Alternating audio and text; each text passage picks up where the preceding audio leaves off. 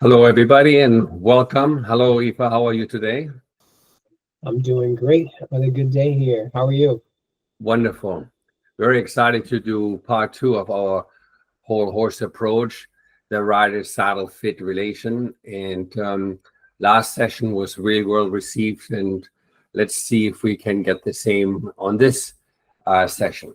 In this episode, we're going to talk about how saddle fit hinders or helps the rider, the importance of anatomical saddle fit, unique to each rider, exercise and personal fitness for rider to optimize their position in a properly fitting saddle. The saddle is an interference between the rider and the horse, and the importance of proper fit. And fit is such a big word, you know. It could be fitness, which of course comes to your mind because that's your expertise. And fit for me is preventing long-term damage to horse and rider. Today we focus on the rider, but it's always about the horse. Because if the rider has not the proper fitness, or the rider doesn't sit properly or fit properly in the saddle, the horse will always be in pain. Mm-hmm. And I love your website because you mentioned other experts, and you have one page where you said, listen to the experts. You know, people can say, well, who made Jochen the expert or Ifa the expert?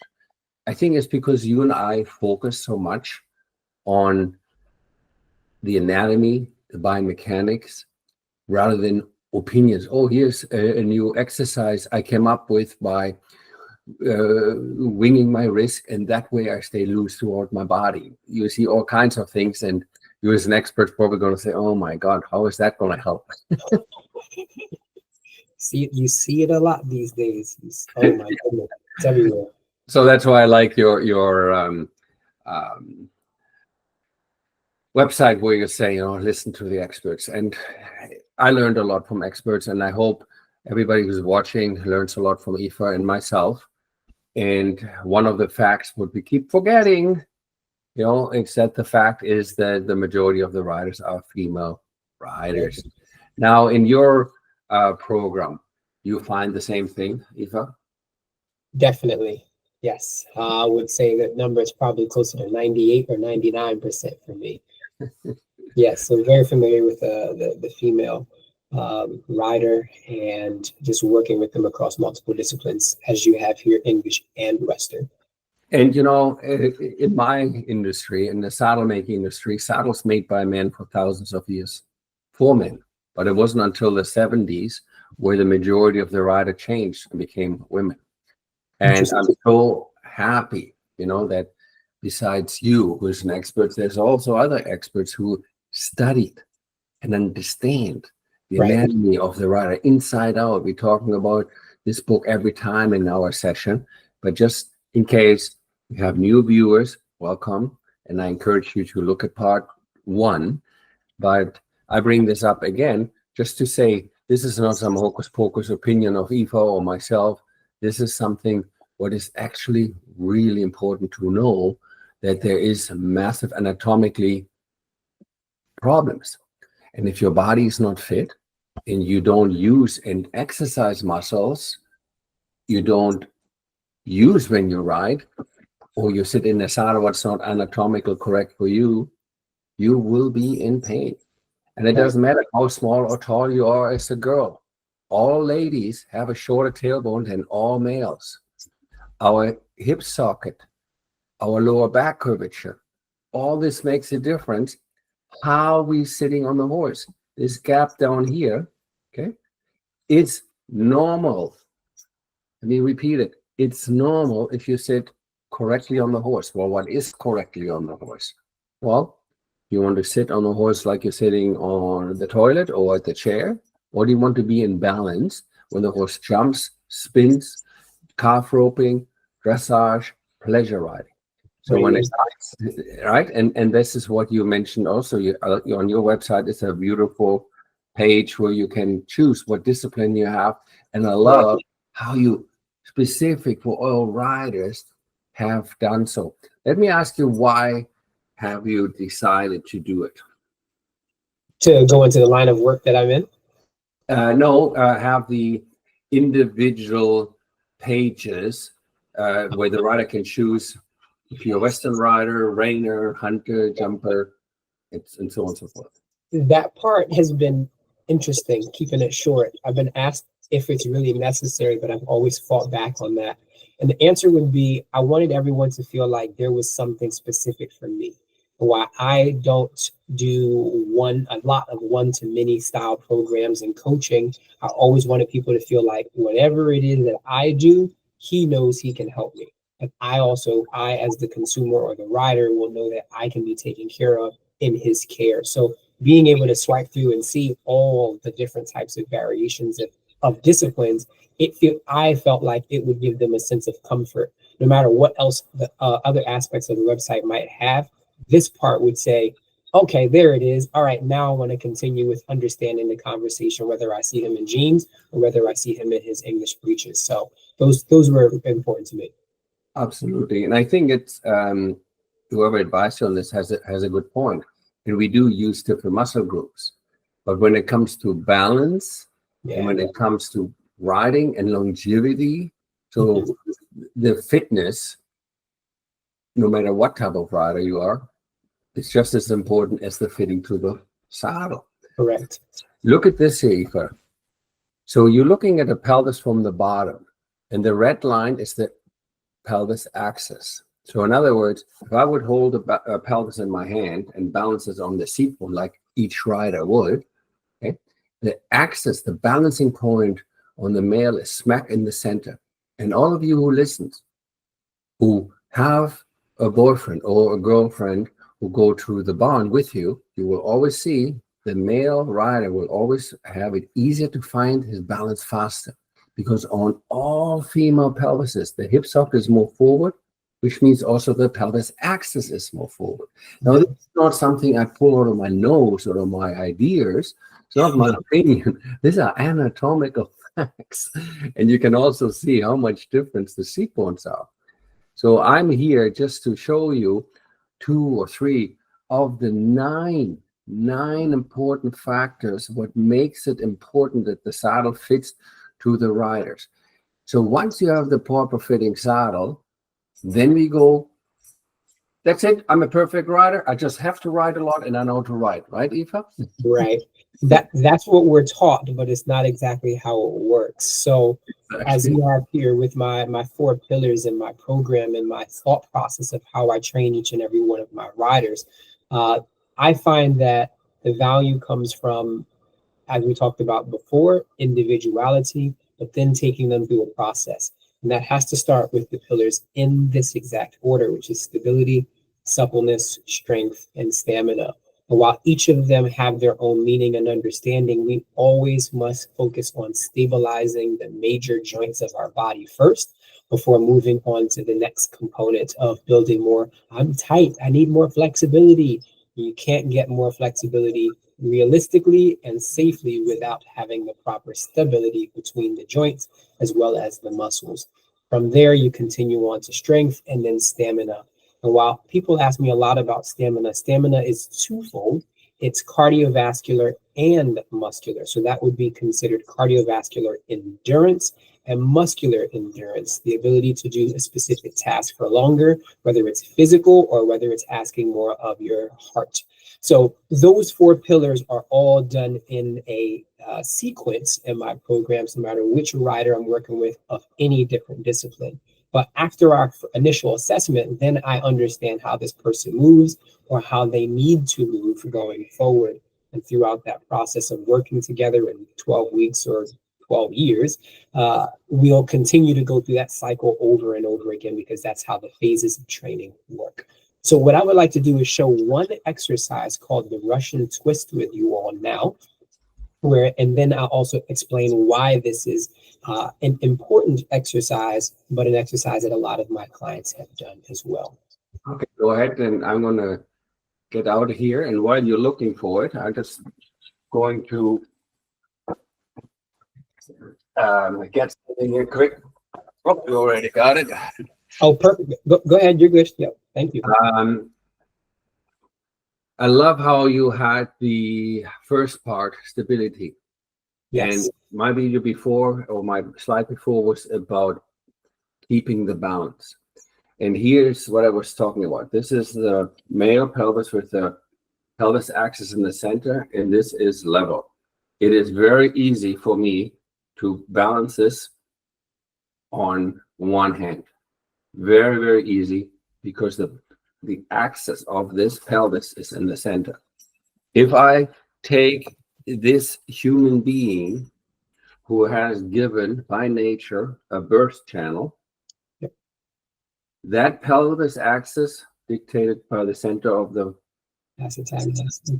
okay, it will fall back. It will fall back, because if I walk on my feet, there are legs attached to the hip socket, and that's also one of the reasons why the rotation of the pelvis is a little bit more forward, so the girl can walk and not fall back. Right. Now, when we talk riding and I don't have stability, or I don't have a proper anatomy riding saddle, I will always fight the equipment. And if I have a good saddle, if I don't have stability, now back to you. I want to add to that point that you just made, and I want to add maybe even an anecdotal aspect of why we may have, other than the birth channel, a different one, center of gravity, and two, balance point with our pelvic position. We have to remember that women also are typically more top heavy than we are, for obvious reasons. So that's also going to push or pull them in a forward direction that we don't have to necessarily worry about. So those things are counterbalanced probably through the pelvis in a very amazing anatomical way that's just not designed for us, with one, a bigger birthing canal, and two, just different areas of where their body grows that we just don't have. So as you'll continue later on in the presentation, we'll talk a bit more about other aspects of the body. Okay. But for now, as I share this one Russian twist exercise, I want to talk about what it does and how it's important, or how this one movement can be important. We're sitting down on our tailbone to sit bone area there. And as you rotate, I'm asking for pelvic stability to stay stable. This is variation number 2, while adding or asking the body and the spine to rotate from right to left. Now, these are 2 really important movements that we need to do for independence in the saddle. Level 3 would be legs up with added resistance. But as you can see here, the focus is still how much rotation can I get from that shoulder area, which is thoracic, the thoracic spine. And then you can also do this movement with your feet down and just the weight. But as you can see, in that proper progression, I started with no weight first and the feet down, and then progressed over and over to different movements from there. So I want to leave you with that one movement for now as we continue our presentation and go from there. So thank you for allowing me to present that with you. Of course. I'm always eager to learn from you. So again, as I just mentioned, without the proper anatomical fit saddle and without stability, without the exercises, it's hard to go to your next level supplements. So we need to climb one step at a time. We also need to look how your legs fall on the side, number 3 here on the saddle right there. How does that fall down? How is your muscles attached to your pelvis? And this little part here, what holds your femur into the hip sockets, this white stuff, these are all ligaments. And these bone holds bone via ligaments. And muscle attaches to bone via tendons. Now, ladies have always, no matter how skinny your thighs are or how strong your thighs are round thighs, where male have more an oval thigh. Doesn't matter how skinny or how wide it is. So the space what's between your upper and inner thigh is different between the two sexes.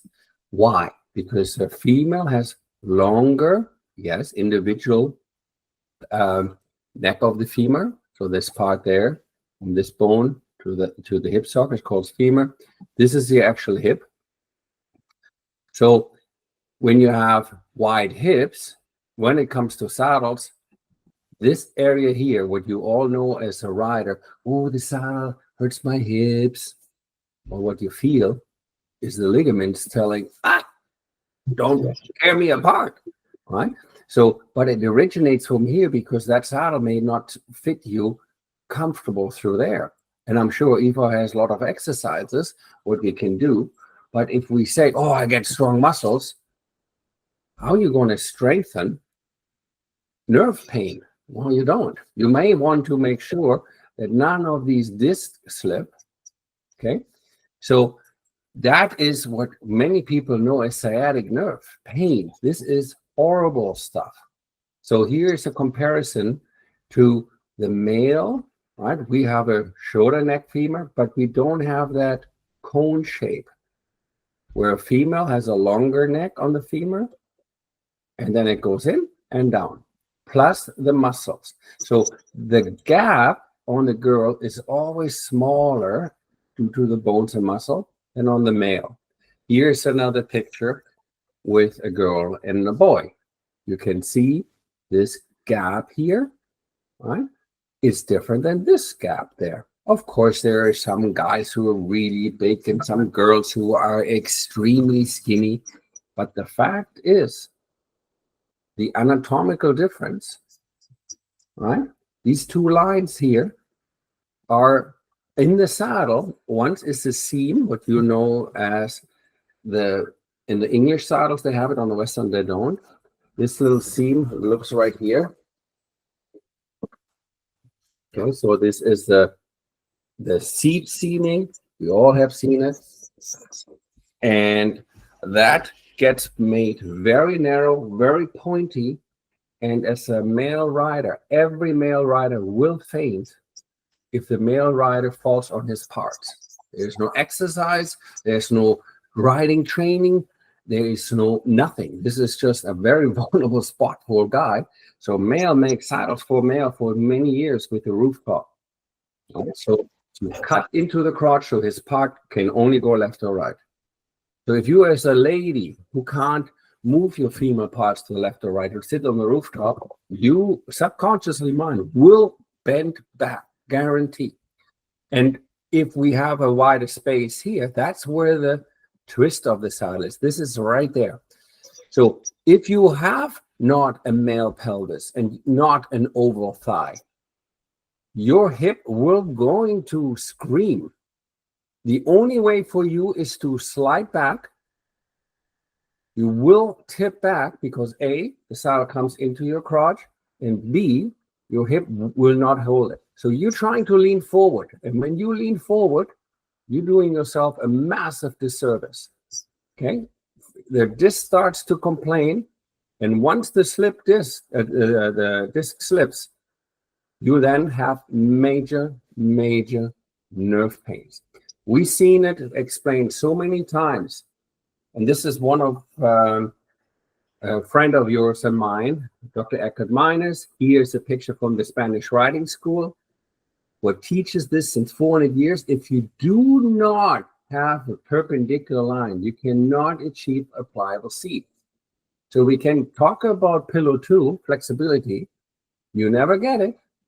If you cramped up because the saddle forces your pelvis backwards because you don't want to have that invasion in your crotch or the hip separation. So your toes will be out, your knees will be out, and you sit in this horrible position, and the trainer is rotating your thigh, is yanking on your thighs.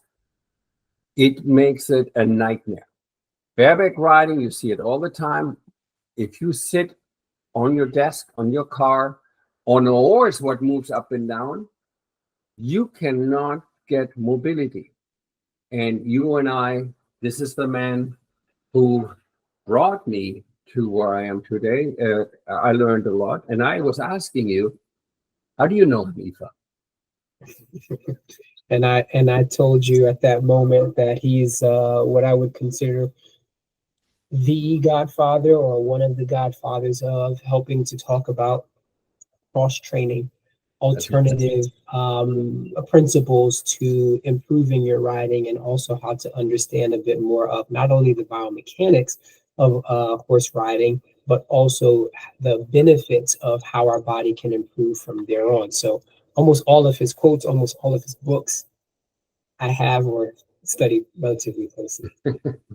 You said you had a video here to show us. Well, do you want to show that video as well? Absolutely, yes. Okay, so what I'm go out of this presentation here. What I'm going to show next is called our dead bug exercise. So these two exercises that I'm showing you are all in my core guide on my website, which Jochen has already mentioned quite a few times already. So in our dead bug exercise, you're going to lay down in the supine position. We're working coordination. The goal here is to create spinal stability, which is also core stability, keeping the back as flat as you can on the surface while extending one arm and the opposite leg to a straightened position. Now, a lot of people have talked about before the inability to, one, keep their pelvis in alignment, two, the ability to lengthen their leg due to tightness, whether that's the hip flexor, shoulder and or lat muscles. But then also I find that there's quite a bit of coordination issues, right? So we talk about inside rein, outside leg all the time, and people get that mixed up. Not to say that I'm perfect either, but exercises like this and how we cross train them are very beneficial to improving what we want to happen in the saddle while being out of the saddle. So everyone wants a stronger core. Here's one of the exercises, or two now, of the exercises that can help us to get there. I'll turn it back over to you. That is an exercise. It looks easier than it is. It does. It does. There are ways to dial that movement up. There are also ways to dial it back, but this is pretty much middle of the road. So if anyone has trouble with that, please feel free to reach out to me, and I'm happy to give you updates on that. If I find this video, I will share it in our next episode, because there's a beautiful animated video of a skeleton on a moving horse, and showing how important it is to not only have stability, but also flexibility, and to understand stability does not come by making your back muscle tight, but right. Times often riders do, and misunderstand what is the correct half hold or what is the correct seat.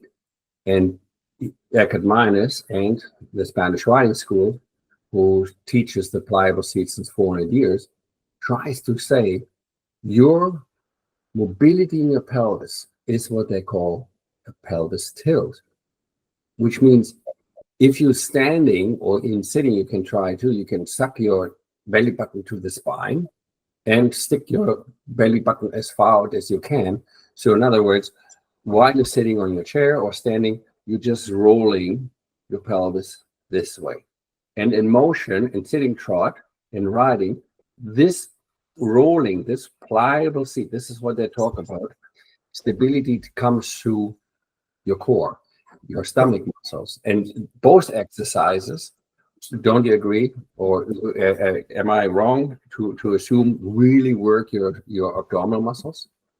Absolutely. Not only your abdominal muscles, but your low back and your obliques, which help to bring in that 360-degree function and also ability that's necessary. The second one causing that stability, the first one causing or asking your body of independence and stabilizing from one area and mobilizing to another. Yeah. So once I learned, because as a male rider, male saddle maker, I never know and never feel what the female rides feels like. So when I make a saddle, or when my guy's friend who makes saddles says, oh, this is all smoke and mirror, the female differences. No, the first impact down here you can see on the female, due to the fact you just mentioned, to the more top heavier part of the female, the pelvis compensates, more pivot forward, shorter tailbone. The first impact is actually the bone structure here, the pubic symphysis, never mind the soft parts, where the guy's first impact is the seat bones, and our pubic symphysis is way up there. So if I have anatomical such a difference, but I ignore it when I buy a Western saddle, jumping saddle, eventing saddle, dressage saddle, I don't care what saddle. The anatomy of the horse is what it is. The anatomy of the rider is what it is. And in order for me to do the exercise and reach for my goals with rider's fitness and anatomical correct saddle fit, I think you can have harmony. The horse doesn't have long-term damage. And I like this picture, how you work here with the client in the field. But can you explain a little bit to me what your goal and why you choose this particular exercise for riders? Absolutely. So this is great. I'm glad you chose this picture, because I just showed the dead bug exercise, which is laying supine on your back. This is the prone version, or on all fours, of that same thing. So now our base of support is going to be different, because there's a left knee and a right hand down on the floor. And then asking her to lengthen, and reach her arm and opposite leg, then give her that counterbalance or ipsilateral aspect of the movement. So this as well is relatively challenging, but it's teaching her body to know where it is in space. Also, can she lengthen her leg and arm without giving too much of a arch in her back? As you see, my hands are there to make sure that she's pressing up into my fingertips, so that she's also maintaining the proper pelvic position. What most people do wrong in this one is that they either externally rotate their leg and or hyperextend the leg, where the heel goes really high toward the ceiling. And we technically don't want that. So my cues are always extend and push the heel back as far as possible and reach the fingertips forward as much as you can. Now, for the sake of the picture, we put her head up, but I would ideally like her to look down, maybe about a 45-degree angle, so that her neck is also in proper alignment with the rest of her body. So this one we do in alternating fashion, but you can also do this one side at a time, just repeating, bringing the hand and knee down, and then doing the same side again. And here, I find this exercise also helps tremendously the glutes. Is that correctly, that she needs to use her glutes a lot?